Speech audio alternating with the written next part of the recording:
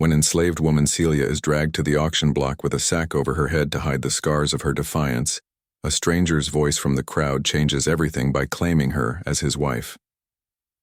Samuel, a freed man operating the Underground Railroad, has never seen her before, but his desperate lie to save her life traps them both in a dangerous charade that could expose his entire network. Now, Celia must choose between trusting this mysterious man or facing certain death at auction. Blood seeped through burlap. The woman fought against rope that bit her wrists raw. Each step toward the auction block sent dust swirling around her bare feet. The crowd pressed closer. Men spat tobacco juice into the dirt. Women fanned themselves against the heat. Children pointed at the sack covering the woman's head. Fresh. From the Morrison plantation, the auctioneer called. Strong back. Good teeth. The woman's breathing came sharp through the cloth. Her shoulders tensed against invisible hands. What do I hear for opening? A voice cut through the noise like a blade. That's my wife. The crowd turned. Murmurs rippled through the gathering. A well-dressed black man stepped forward. His coat was clean, his boots polished, his papers already in his hand. The auctioneer's gavel froze midair. You're what now? My wife? Samuel's voice carried no doubt. Celia Washington. Married last spring in Austin. The woman beneath the sack went still. Her breathing stopped. Morrison pushed through the crowd. His face flushed red beneath his hat brim. That woman belongs to me. Samuel held up a folded document. Marriage certificate says otherwise. The sheriff stepped between them. His hand rested on his gun belt. Let me see those papers.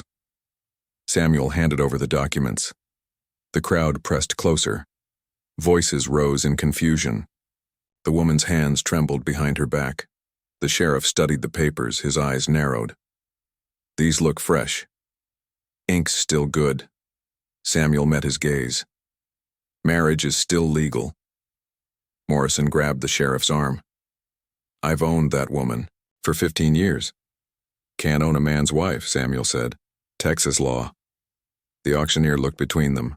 Sweat beaded on his forehead. This complicates things. Samuel approached the woman. His voice dropped to a whisper.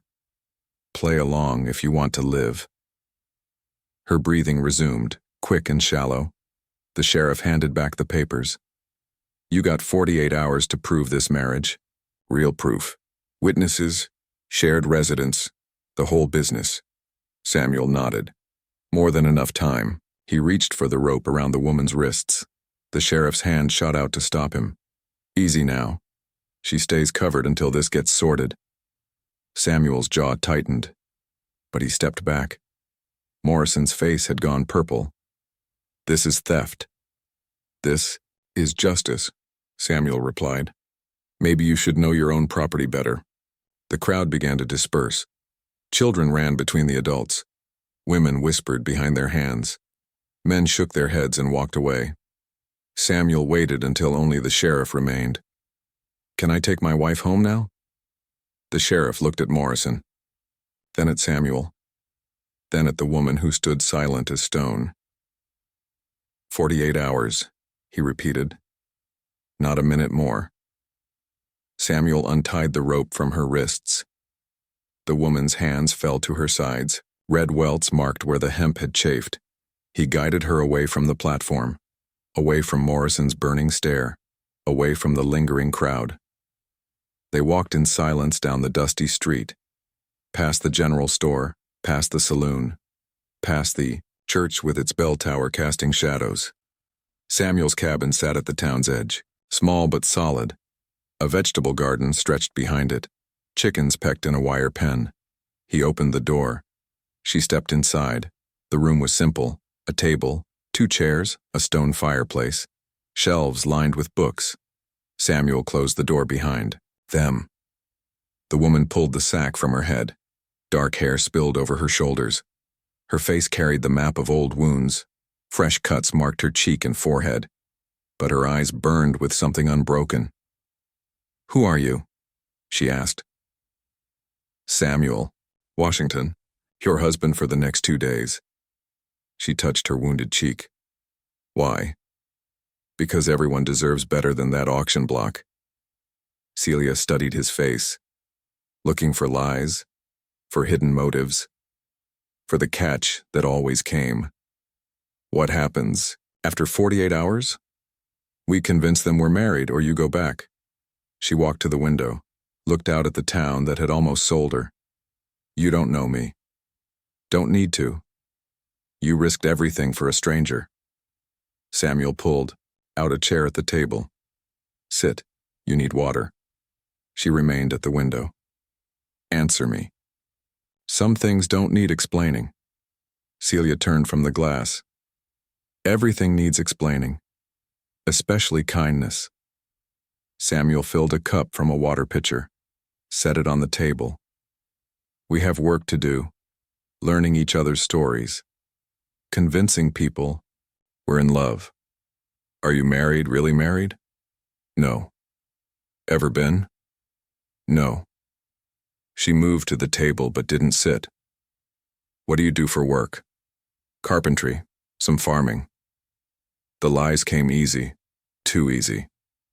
Celia picked up the water cup, drank slowly. Where did we meet? You tell me, it's your story now too. She set down the cup. Austin. Last spring. You said Austin. Good memory.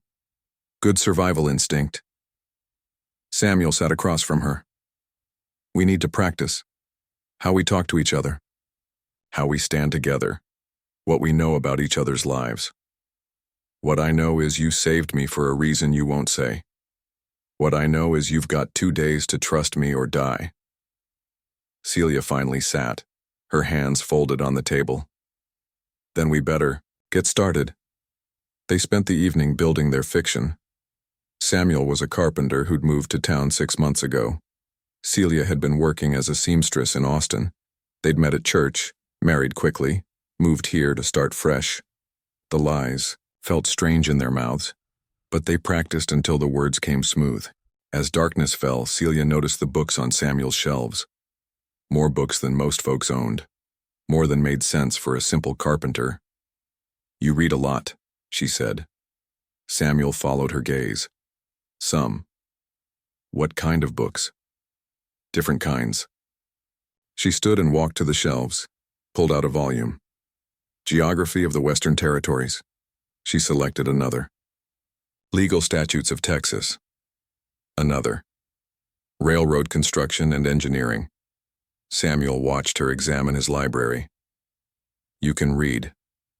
It wasn't a question. Celia replaced the books carefully. That's why Morrison was selling me.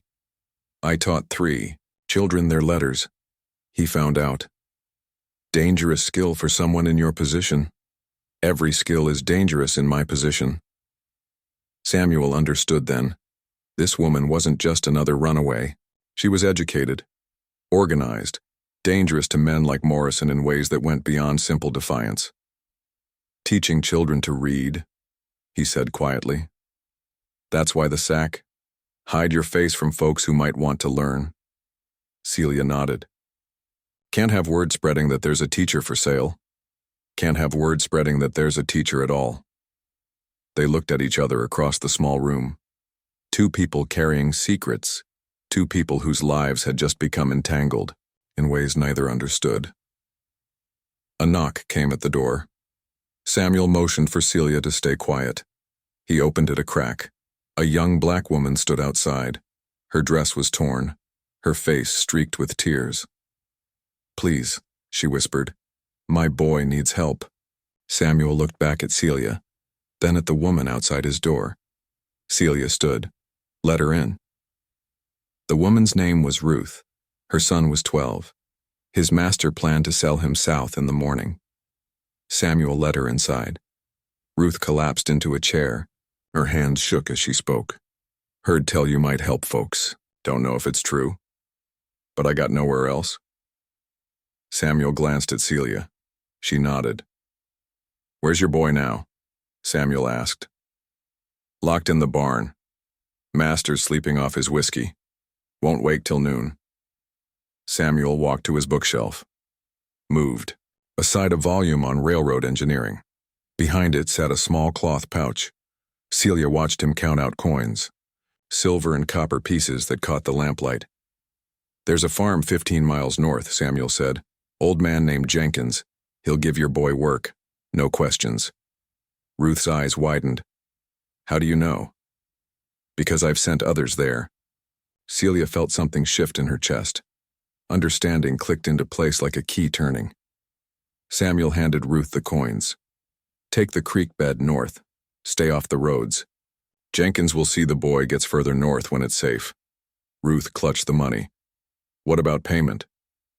"This is payment, for what I couldn't do before." After Ruth left, silence filled the cabin. Celia sat by the window. Samuel stoked the fire. "You're a conductor," she said finally. Samuel's hands stilled on the poker. "I help people sometimes. Those books, the coins, the contacts, you run the Underground Railroad." "I do what I can." Celia turned from the window. "How long?"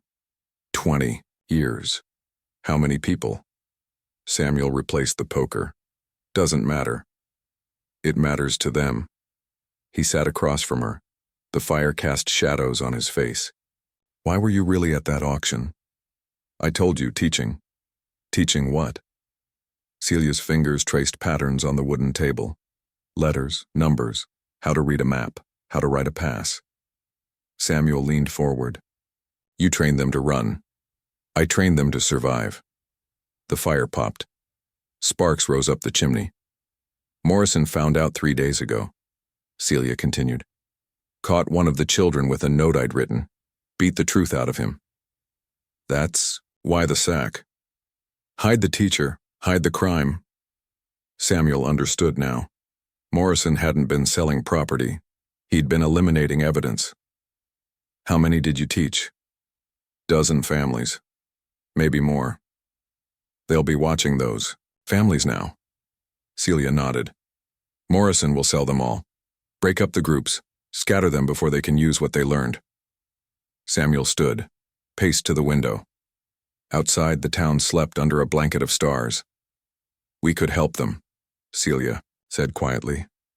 "We could get ourselves killed." "People are getting killed anyway." Samuel turned back to her. "You don't understand the risks." "I understand them better than you think." The next morning brought visitors. 3 women from town knocked on the door. They came to see the new bride. Celia smoothed her dress. Samuel straightened his collar. They opened the door together. "Morning, Mrs. Washington," said the eldest woman. "We brought preserves. Welcome to the community." The women crowded into the small cabin. Their eyes took in everything. The single bedroom, the shared belongings, the way Samuel and Celia stood near each other. "How long have you been married?" asked the youngest woman. 3 months, Celia replied. "Where's your wedding ring?" Celia's hand moved to her finger. Bare skin caught the light. Samuel stepped closer. His arm brushed hers. "Lost it helping with the harvest. Haven't replaced it yet." The women exchanged glances. "Shame. To lose a ring so soon." "Things can be replaced," Samuel said. "Marriage can't." The women stayed for an hour, asked about Austin, about their courtship, about their plans. Celia and Samuel answered carefully. Their stories matched, their timing held. But something felt rehearsed in their responses. After the women left, Samuel closed the door. Leaned against it. "That was close," Celia said. "Too close, they're watching us." "Then we better give them something to watch." That evening another knock came. This time a man stood outside. Middle-aged, weathered hands, fear in his eyes. "My daughter," he whispered. "She's learned to write her name. Master says she's getting ideas. Wants to sell her tomorrow." Samuel looked at Celia. She stepped forward. "Bring her here tonight," she said. "After midnight." Samuel's hand touched her arm. "Celia, if we're married, we make decisions together." The man nodded and disappeared into the darkness. "This is dangerous," Samuel said after closing the door. Everything we do is dangerous. My network depends on secrecy. Your network needs teachers. Samuel walked to the fireplace, stared into the flames. I've built this over 20 years. One mistake destroys everything. One teacher saves 20 families. One teacher gets us both killed. Celia joined him by the fire. Then we better not make mistakes. The girl arrived near dawn. 13 years old, quick eyes, careful steps. She moved like someone used to hiding. Celia sat with her at the table, showed her how to fold a pass, how to write numbers that looked official, how to read the North Star. Samuel watched from the corner, his jaw tight with worry. She learns fast, Celia said. Too fast, Samuel replied. The girl left before sunrise. Her father waited in the trees beyond the chicken coop. She'll make it, Celia said, watching them disappear. If she doesn't, we're all dead. Over the next week, more people came. Word spread quietly through the community.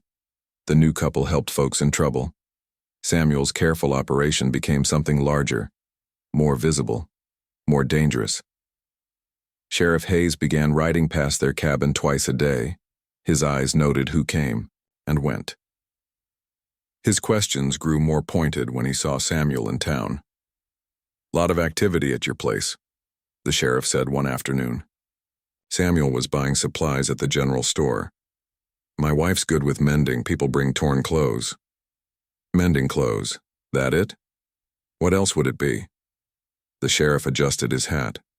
Can't say, but I intend to find out. That night, Samuel confronted Celia. We need to slow down. We need to speed up. Morrison's selling families faster now. Hayes is watching us. Then we better not give him anything to see. Samuel pulled out a chair, sat heavily. 20 years I've been careful. 20 years without getting caught. 20 years of saving people one at a time. One at a time keeps the network alive. Celia sat across from him. What if we could do more? What if we could lose everything? The fire burned low between them. Outside wind rattled the windows. Tell me about the first person you saved, Celia said. Samuel's hands stilled on the table. Why? Because I want to understand. Understanding won't change anything. It might change everything. Samuel stared into the dying flames. His voice came quiet, distant. There was a child, 8 years old. Mother died getting her to the safe house. I was supposed to take her north. What happened? Bounty hunters came. I had to choose, save the child or save the network. Celia waited. The silence stretched between them. I chose the network, left her behind. She died. She disappeared, never found out what happened. The fire popped. A log fell into ash. That's why you saved me, Celia said. I was the child you couldn't save. Samuel's eyes met hers across the table. In them, she saw 20 years of guilt, 20 years of trying to balance one life against many. Every person I've helped since then, he said quietly, has been an apology to her. Outside, horses approached through the darkness, multiple riders, moving fast. Samuel stood, moved to the window. Morrison, he said, and he's not alone. Morrison's boots thundered across the porch.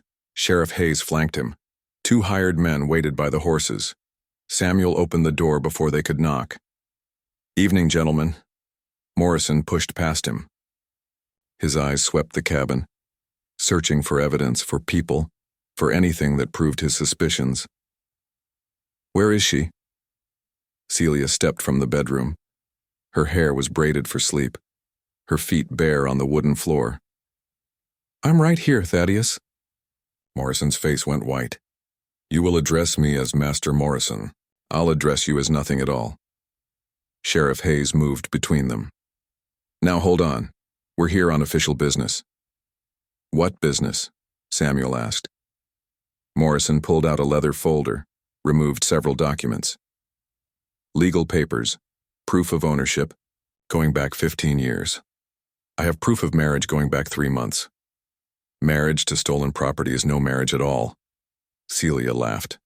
The sound carried no humor. Stolen property? Is that what you call your sister? The room went silent.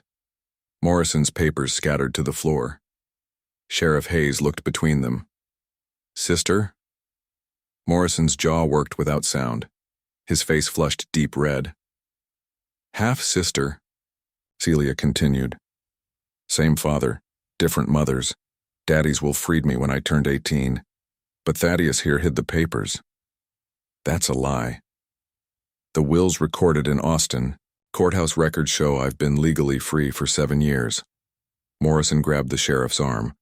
She's lying, making up stories. Am I? Then let's ride to Austin. Check the records together. The sheriff pulled free from Morrison's grip. This is getting complicated. Samuel stepped forward. How complicated? Celia walked to the table, sat down, her hands folded calmly. If Daddy's will freed me, she said, then every sale Thaddeus made after my 18th birthday was illegal.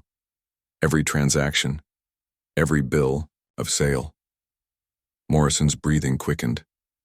Sheriff, arrest her. She's spreading lies. What if they're not lies? Hayes asked. Then Thaddeus owes a lot of people money, Celia said. Plus interest. Morrison lunged toward her. Samuel caught his arm, held him back. Easy, Samuel said. Let's talk this through. There's nothing to talk about, Morrison snarled. She belongs to me. Nobody belongs to anybody, Celia replied. That's what Daddy's will said in writing. The sheriff removed his hat, scratched his head. This could affect dozens of transactions, maybe hundreds. Morrison's hired men shifted nervously by the door. This wasn't what they'd been paid for. I want to see this will, Hayes said. It's in Austin, Celia repeated. Public record. That's a 3-day ride. Then we better get started. Morrison stepped back. His face had gone pale. You can't prove anything. Can't I? Celia stood, walked to Samuel's bookshelf, pulled out a thin volume. Inside its pages, she'd hidden a folded paper. Daddy gave me a copy before he died, told me to keep it safe. She unfolded the document. The writing was faded but clear. Samuel read over her shoulder. The will explicitly freed Celia Morrison, daughter of James Morrison, upon reaching her 18th year. Sheriff Hayes examined the paper. This looks genuine. It's a forgery, Morrison said, but his voice lacked conviction. Easy enough to verify, Hayes replied. We'll compare it to the courthouse copy. Morrison's hands trembled. You don't understand. If this gets out, your whole operation crumbles, Celia finished. The sheriff looked at Morrison with new eyes. How many people have you sold illegally? I haven't sold anyone illegally. Then you won't mind us checking the records. Morrison glanced toward the door. His hired men blocked the exit. There's another way, Celia said quietly. Everyone turned to her. I keep quiet about the will. You free 12 people of my choosing, we call it even. Morrison's eyes narrowed. What's the catch? No catch. 12 people walk free. Your business stays intact. And you? I go back to being your property. Officially. Samuel's head snapped toward her. Celia, it's the only way to protect everyone else.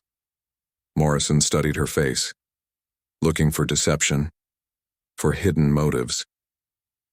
Why would you do that? Because some things matter more than freedom. The room fell quiet. Outside, night sounds drifted through the windows. Crickets, wind through trees, the distant call of an owl. 12 people, Morrison said finally. 12 people, plus their families. That could be 40 people total. There were. Morrison's jaw worked. The numbers didn't add up in his favor, but exposure would cost him everything. And you'll destroy the will? I'll keep it safe, as insurance. Insurance against what? Against you changing your mind. Sheriff, Hayes cleared his throat. This is all very interesting, but I still need to see proof of marriage. Samuel and Celia looked at each other. Their fake marriage had become secondary to larger negotiations. We can provide proof, Samuel said. How? Witnesses, shared residence, common law recognition. Hayes nodded slowly. Fair enough. But if this marriage is a sham? It's not a sham, Celia said. Her words carried weight Samuel didn't expect. He studied her face in the lamplight. Morrison folded his arms. I want the list of names. I'll have it ready tomorrow.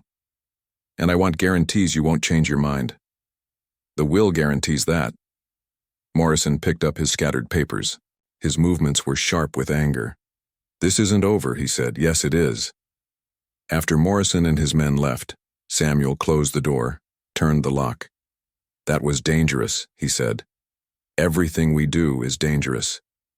You just gave up your freedom. I traded my freedom for 40 lives. Samuel sat heavily in his chair. You should have asked me first. Would you have stopped me? Yes. That's why I didn't ask. Celia moved to the window, watched Morrison's horses disappear into darkness. Those 12 people, Samuel said. You already know who they are. I've known since the day I was captured. The families you taught. The families I failed. Samuel joined her at the window. You didn't fail them. I got caught. That's failure enough. They stood side by side.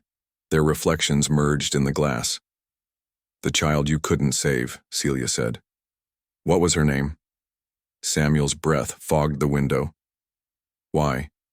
Because she deserves to be remembered. I never knew her name. Then remember her anyway. Samuel's hand found Celia's, their fingers intertwined. I remember her every day. Good. Outside, clouds covered the stars. The night grew darker. But inside the cabin, something had shifted between them. After tomorrow, Celia said, I won't legally be your wife anymore. No. But I could choose to stay anyway. Samuel turned to face her. Why would you do that?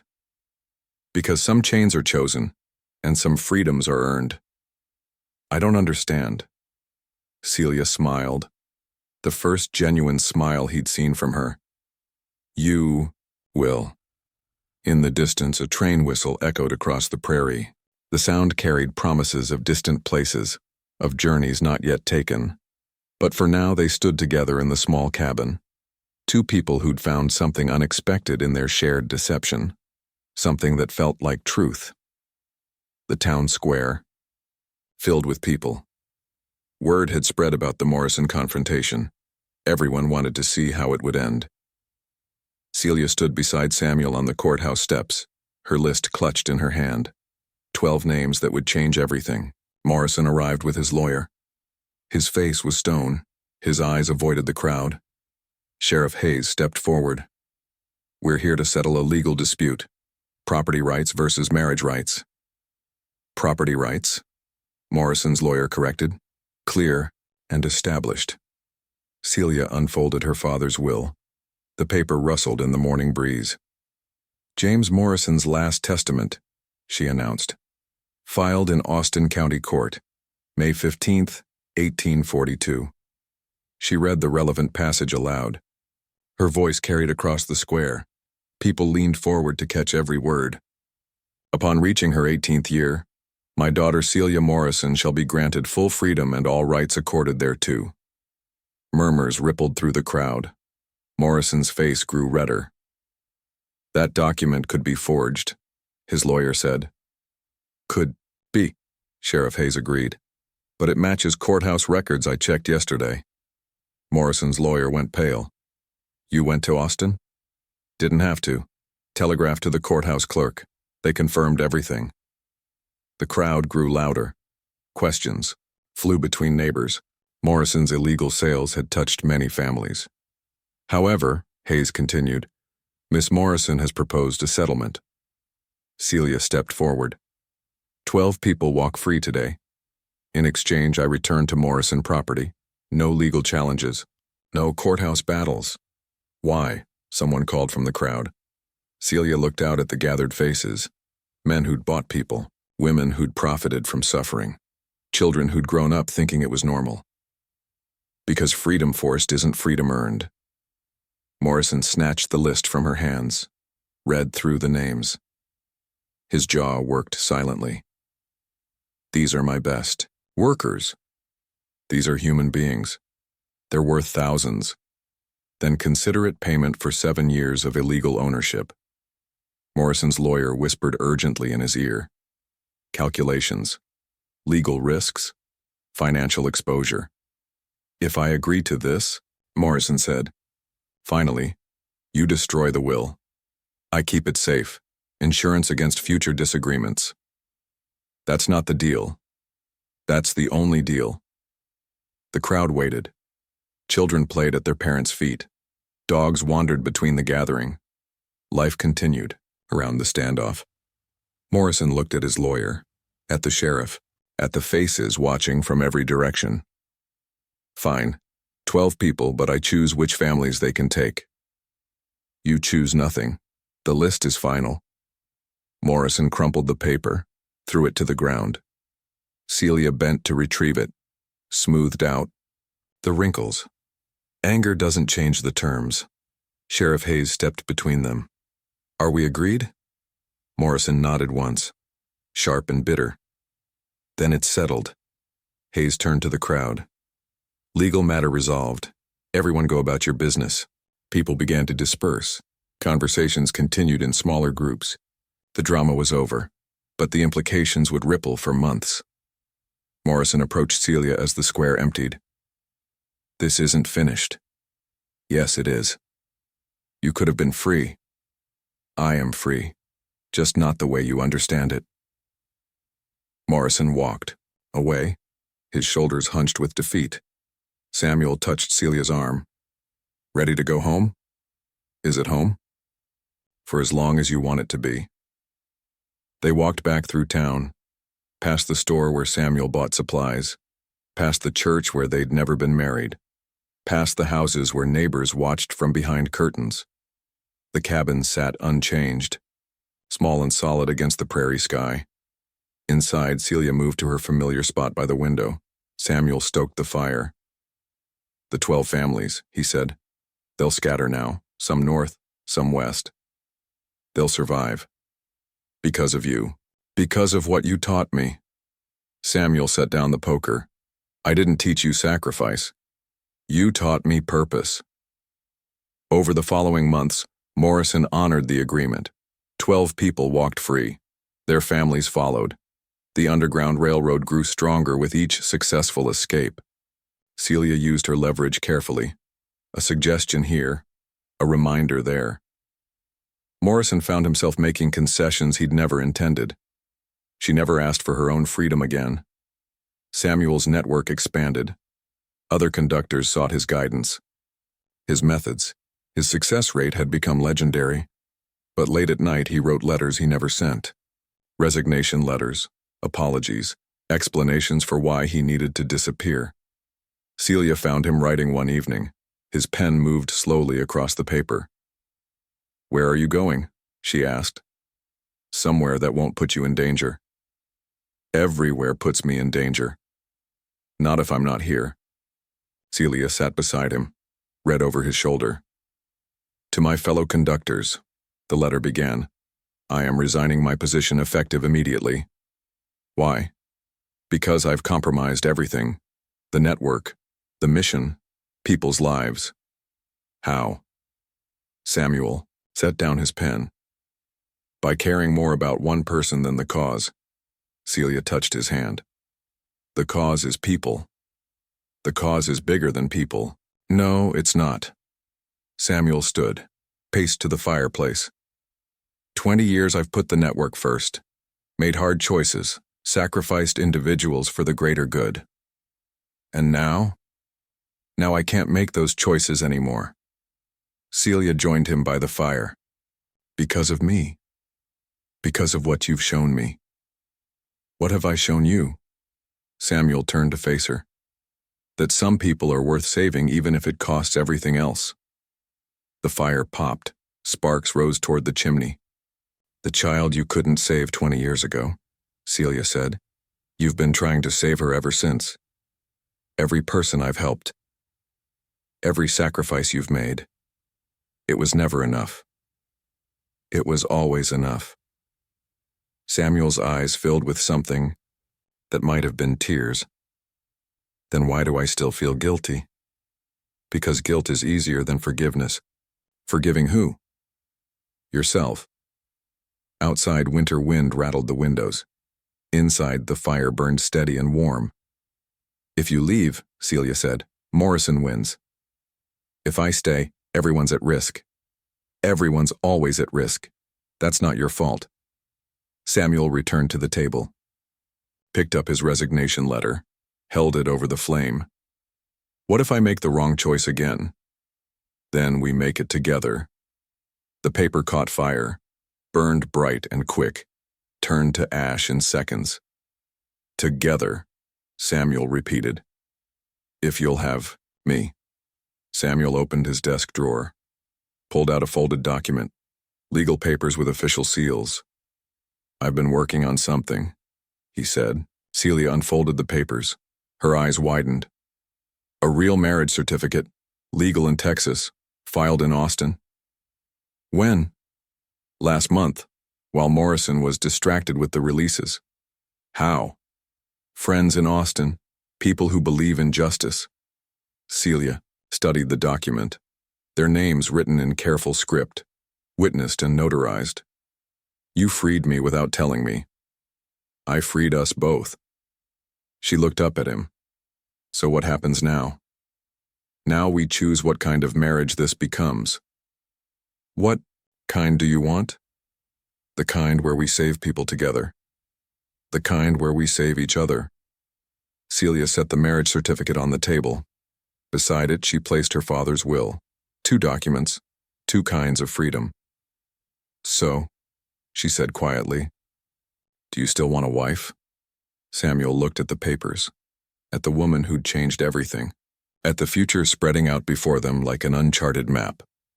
I was just writing my goodbye. And that is all to the story for now. Please let me know where you are tuning in from. Perhaps we will create a story there. Consider liking this video and subscribing to our channel, and if you enjoy our content, click this video on your screen. I promise you, it's worth watching. See you tomorrow.